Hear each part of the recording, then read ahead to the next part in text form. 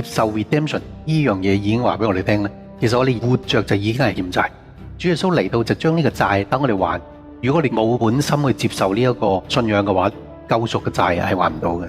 但係問題而家越嚟越近代嘅嗰種自我嘅定位錯誤，所以變咗神就好似滅所多瑪、蛾摩拉咁，係滅咗成個世代，因為佢根本成個世代定位都錯咗嘅。The skies grow dark, no stars to guide, a trembling earth where fears collide. The clock ticks loud, a warning sound, a truth ignored, now tightly bound. Final reckoning draws near, shadows whisper loud and clear. Hearts unturned will face the flame. Only love can cleanse the blame.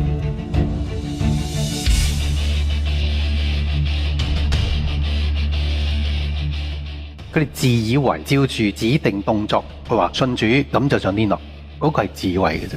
因為我所有嘅歌位啊、恩賜運作啊、聽神嘅聲音，全部都係應該憑信號就有嘅啦。